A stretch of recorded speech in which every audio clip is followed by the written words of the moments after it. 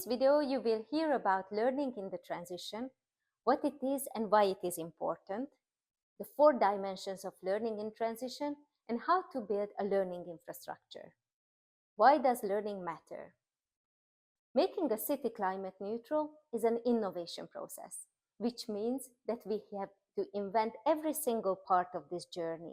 We don't have any models for that. So sometimes we don't know which way we want to go. Therefore, we have to practice a lot of trials and errors. We have to do and fail and do it again. This is also a learning process. At the same time, at the individual level, we also have to find our part and our role in this process, how I can contribute to it. At the same time, it is also important that we become also aware the mental models which we have, which led us to the current state of our society. And then after revisiting them and revealing them, we can shift them. This also requires learning. And finally, the mythical forces need to be revealed. Mythical forces are such events, such interpersonal interactions, which have a very big influence on how people collaborate, how they can work together. But many times people are not even aware of this. They never come across in plans, on presentation of the plans. Such things can be conflicts between each other or power imbalances within the transition arena, but also positive events like having a fantastic dinner together and being reassured in the journey and the trust for each other. Learning in transition is an active process. Many times when we think of learning, we imagine a school situation when you sit behind a desk and listen to a teacher. However, learning in transition takes many other forms. First of all, it's an innovation process, which requires a lot of experimentations, trials and errors. Second, it's very important that we stop continuously on this journey and reflect. How is it going? What are the things which we should keep? What are the things which we are missing? What are the things which we have to introduce? When we realize that there are certain skills missing from this process, then we might want to have some capacity building, build our new skills and new approaches. And finally, we have to also define our own role in the process. Who am I in it? What role I can take in it? In this workshop, I will tell you about the 4 dimensions of learning in transition: the learning curves, learning forms, learning cycles, and learning focuses. Parallel learning curves. Who learns in transition? In the viable cities model, municipalities set up the transition teams. Then the transition team created the arena from quadruple helix actors from business, academia, citizens, and public organizations. So definitely these 2 teams learn in transition. But since there are several cities across Sweden who are member or participating in the Viable Cities program, they many times exchange their ideas through the Transition Lab forums organized by Viable Cities. In the transition process, there are several stages. First, it starts with the transition team and their learning when they start setting up the transition arena. Once the arena is established, then their learning also evolves and gets intertwined with the learning of the transition team. However, sometimes questions occur which none of them can answer, and then the learning from other cities gets into the picture and also contributes to the overall learning of the city. Different forms of learning.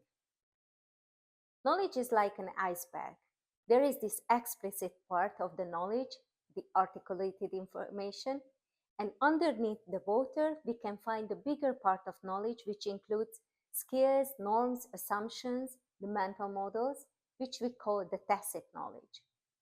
By gaining explicit knowledge is a one-directional process, for example, reading a book or listening to a presentation. You can gain tacit knowledge only in interactive processes. It happens only in direct interactions. Let me give you an example. When I was a teenager, I wanted to study horse riding. First, I was watching a lot of videos about horse riding and I also read about it. But once I get the first time on the horse, it didn't work at all. So my trainer said, just feel the horse.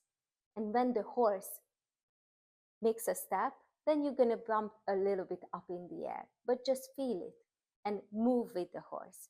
And this really helped me. So being at spot, being on top of the horse and putting myself into the situation was the way how I could sense it and learn how to ride horse. So basically, gaining tacit knowledge can be done through workshops, trainings for capacity building. Also, you can gain tacit knowledge in a co-creation process and through reflecting on things.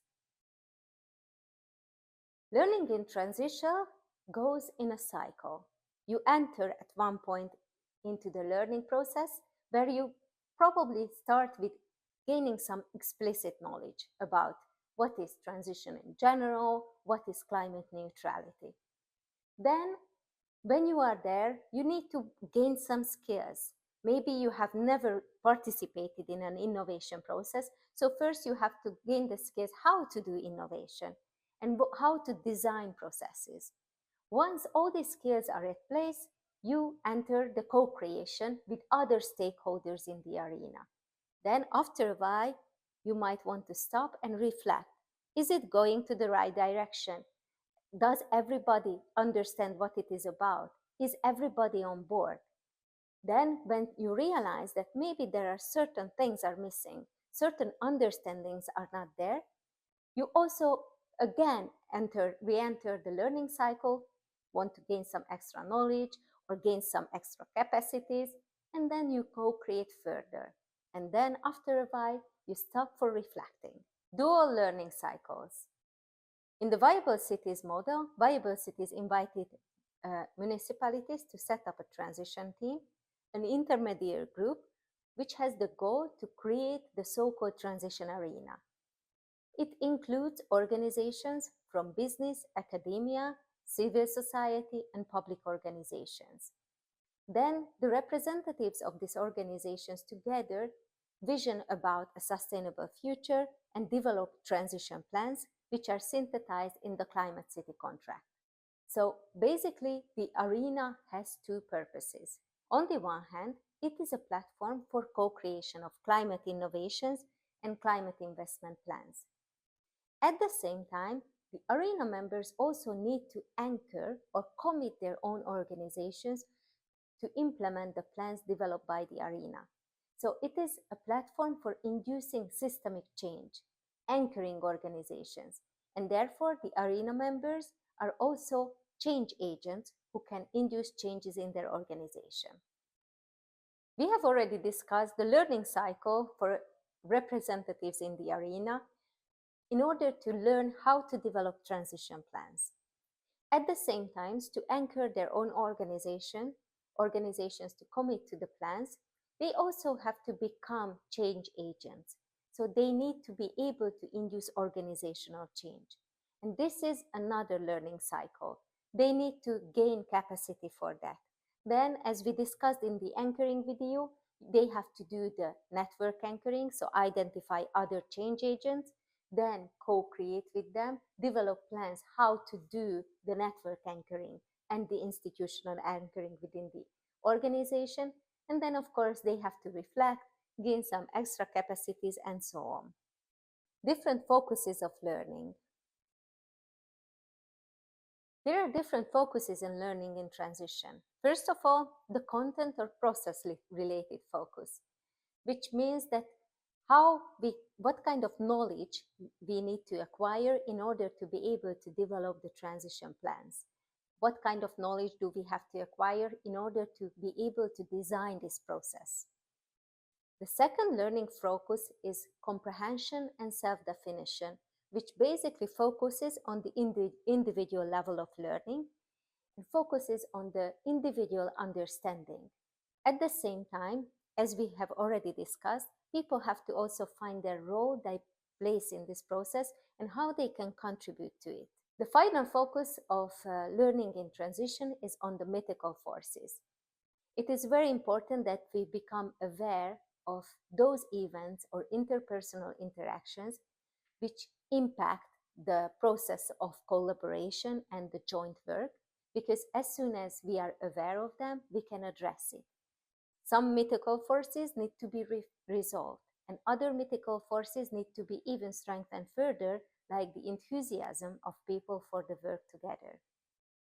So let's zoom into the different learning focuses and couple them with the different forms of learning. First of all, about the content and the process. We might want to start with gaining some explicit knowledge and read or listen to some presentations about mission-oriented innovation or what is climate neutrality itself. Then, to build our capacity for joint work, it is good to learn how to design processes or what we can expect from an innovation process. Then the joint work, the co-creation can start, and people, for example, in the transition arena can develop transition plans and synthesize them in the climate city contract, or the design of the arena, the joint design of the arena is also a co-creation process. Several times during this process, we can stop and reflect and ask, what was wrong with the approach, or what is missing, what is working well, and what is not. If we zoom into the second learning focus, which is the individual comprehension and self-definition, we might want to start with the reflection and ask, does everybody have a strong basic understanding? What is this process about? What is my role? Do I have enough mandate or capacity to fulfill my role?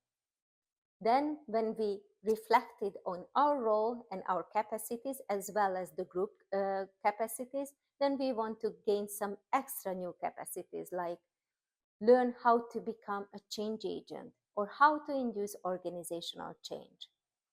Co-creation is also very important in this learning focus, where people in a team can sit down and define who has what role and what task in the process, or they can develop a support system for change agents. And finally, they can also get some explicit knowledge, reading about projectification and how project approach can undermine long-term transition efforts. And finally, if we zoom into the learning focus on mythical forces, we can again start with the reflection and ask, so how satisfied are we with the process? Or what difficulties do we face as change agents? What motivates us and what puts us down? These questions really help people to reveal the mythical forces, those feelings, interpersonal interactions which shape the process and which so many times need to be resolved. Then, when we have some level of understanding about them, then it's very important to also learn, for example, how to translate between institutional logics. As we discussed in the anchoring video, it is very important that we translate as change agent the language of the transition process to the language of the organization, and the processes of the transition to the processes of the organization to avoid tension. And then it is also a possibility for learning to develop a community with an identity, which very much strengthen the trust in each other and also the enthusiasm. For example, we can provide emotional support for people facing difficulties, or we can do active conflict resolution, or we can just organize dinners and parties where people can relax and bond with each other. Finally, I would like to talk about the learning infrastructure that can systematically support learning of actors both in the transition team and in the transition arena. When I was doing research on cities, I found that either learning was not supported and tracked at all, so it happened in an ad hoc manner, or only certain forms and focuses of learning was supported, mainly the content-related parts. However, during my interviews, I talked to people who were very uncertain about their role and how they should contribute to the process even after several months or a year. Or some others complained about negative processes, forces, and dynamics within the team that very much bothered them and impeded collaboration and co creation. They didn't have a forum or a channel to turn where they could ask their questions, reflect on the problems, or initiate changes in the joint work. These can become impediments that can undermine the transition efforts. A learning infrastructure can help participants of a team to systematically support learning.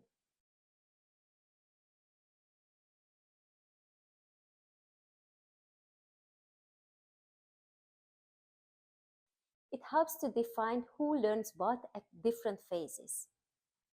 It makes sure that all three learning focuses are taken into account at each step of the process.